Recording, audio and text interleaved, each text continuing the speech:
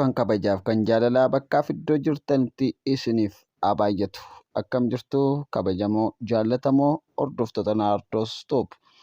Biyya alaaf biyya keessa teessanii qophiilee barnoota adda addaa karaa Naardoos Tube darbu dhaggeeffachaa hordofaa kan turtan ammas dhaggeeffachaa kan jirtan jaalalaaf kabajan isiniif qabu guddaadha. Akkasuma qophii keenya hordofuudhaan ammas na jajjabeessuu hin dagatinaan isiniin jedha. Akkuma kana dura laayikiif sheer koomentii gochaa na jajjabeessaa turtan ammallee jajjabinni keessan na biraa hin hafin isiniin jecha yeroo jalqabaatiif chaanaalii kana dhaggeeffachaa kan jirtan sabiskiraayib godhaa. Warri kana dura maatii taatanii jirtan immoo sheer laayik gochuudhaan chaanaalii keenya bira dhaabbadhaan isiniin jedha. Xiqqoo viidiyoo irraa fagaadheen ture yeroo jalqabaatiif bara 2015 kana keessa viidiyoo yeroo jalqabaatiif kan hojjechaa jiru jechuudha. Guyyaa har'aa kana egaa akkuma gara keessan dhufeen waan bareedaa tokkoon qabadhee isiniif dhufeenis akkaataa kamiitiin viidiyoo Facebook irratti argine tokko haala salphaatiin gara bilbila keenya irratti buufachuu akka dandeenyu appilikeeshinii haaraa tokkoon qabadhee isiniif dhufee appilikeeshinii kanaa wajjin wal isin barsiisa. Egaa amma xumuraatti sagantaa keenya yookaas barnoota keenya dhaggeeffachuun isinirraa eegama jechuudha. Egaa yeroo tokko namoonni tokko viidiyoo tuqanii keessaa ba'u.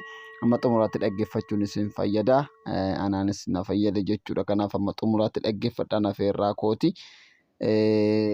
Kanaaf amma kallattimaan gara barnoota keenyaa deemna.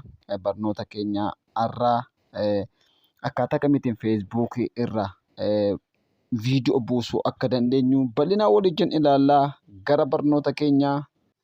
Egaa akkuma barame appilikeeshinii tokko buufachuudhaa fi gara pileestoorii keessanii dhufuu qabdu. Pileestoorii keessan keessa erga dhuftanii booda achitti yoo iimeelii galchitanii jirre ta'e yeroo jalqabaatiif iimeelii isin gaafata. Iimeelii keessan erga galchitanii booda asitti kunoo bakka kanatti wanta buusu barbaadan barreessuudhaan buufattu jechuudha. Waan buufachuu barbaadan egaa guyyaa har'aa kana kan nuti waliin ilaallu Snaptik kan jedhu appilikeeshinii kana waliin ilaalla. Appilikeeshinii kana pileestoorii keessatti hidhatanii barreeffachuu ni dandeessu.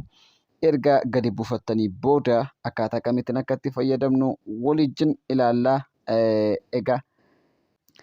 Egaa kallattiimaan feesbuukii koo keessa seenuudhaan kanani wanta kana buufachuu danda'u jechuudha. Feesbuukii koo keessa akkan seenanii viidiyoon buufachuu barbaade fakkeenyaaf viidiyoon buufachuu barbaade irra seenuudhaan viidiyoo fakkeenyaaf viidiyoo makanan buufadha. Viidiyoon kunis gabaabaa waan ta'eef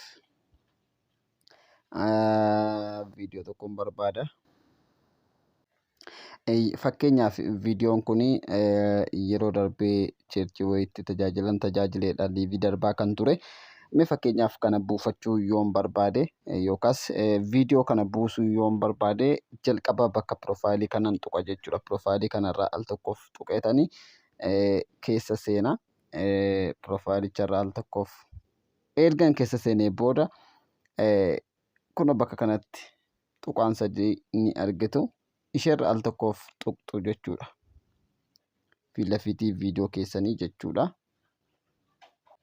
Ergasii kunoo wantoota kana isiniif tarreessu achi keessaa dhuma kanarratti kan argitan kana koppi liinkii kan jettu kana al tokkoof tuqxu jechuudha. Koppi liinkii kana keessa al tokkoof tuqxu. Erga koppi liinkii kana tuqxanii keessaa baatu jechuudha. Baatanii dhuftanii appilikeeshinii duraan buufattanii Snaptik kan jettu kana irraa seentu jechuudha. Erga Snaptik kana keessa seentanii booda haala kanaa isinii baasa. Innis xiqqoo yeroo fudhachuu danda'a. Neetwoorkiin koo dadhabaa waan ta'eef kunoo naaf baasaa jira. Barbaadaa jira. Haala salphaa ta'een kunoo haala kanaan naa baasaa jira. Ofuma isaatiin galchaa jira. Kunooti haala kanaan naa galcheera. Liinkii koppi godhee dhufee gaafan isa tuqu haala kanaan naa baasa jechuudha. Egaa wantoota kana kwaalitiin barbaadeen buufachuu nan danda'a jechuudha. Feesbuukii irraa wantan koppii godhe kana kwaalitii yookaas ispeesiin ittiin buufachuu barbaaduun buufachuun danda'a jechuudha. Fakkeenyaaf kunoo toora kanarratti kan argitan guutummaan 480, 360, 240, 144 haala kanaan tarreeffamanii kan jiran kun kwaalitii isaaniiti jechuudha. Fakkeenyaaf isa jalqabaa irra jiru kana 480 kana yoon tuqe kwaalitii jalqabaati. Ispees baay'ee qabachuu danda'a garuu kwaalitiin isaa bareedaa ta'a. Tarii meegaabaayitiin isaa yookaas GB tokkos ta'uu danda'a. Garuu kwaalitiin isaa baay'ee bareedaa ta'a jechuudha. Akkasuma gad dhufee yoon 360 kana fudhadhe immoo aga 480 hin ga'u garuu kwaalitiin isaa bareedaadha jechuudha.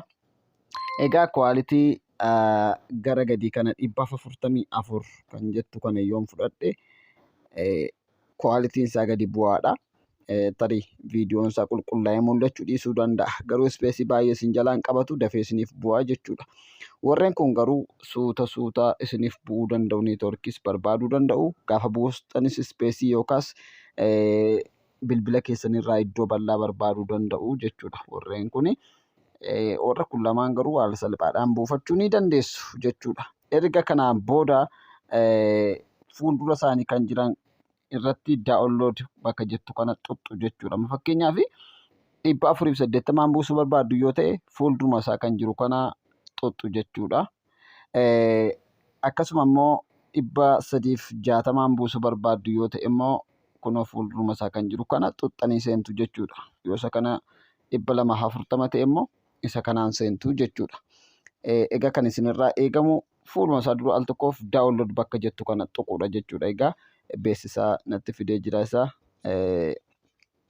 gaafa beeksisee xumuramu nuuf. Okay, kunoo naaf lakkaa'uu jalqabeera. 5 irra ga'ee jira jechuudha. Akkuma argaa jirtan kunoo 7 jechaa jira. Amma ariitiidhaan dafee naaf buusa jechuudha viidiyoo kana.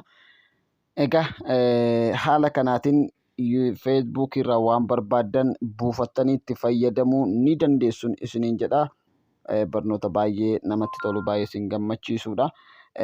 Kanaaf iyyuu ammas yeroo jalqabaatiif gara chaanaalii keenyaa kan dhuftan Naardos Tuub sabiskiraayib, sheer, laayik gochuudhaan nu daawwadhaan isiniin jedha.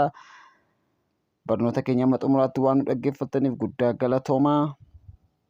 Guyyaa gaarii isiniif haa ta'u. Barnoota koomentii waan sirreeffadhu yoo naaf keessan isiniin galateeffadha. Wanta hin qabadhe isiniif dhufus yoo barbaaddan koomentii irratti naaf barreessuu dandeessu. Guyyaa gaarii isiniif haa ta'u.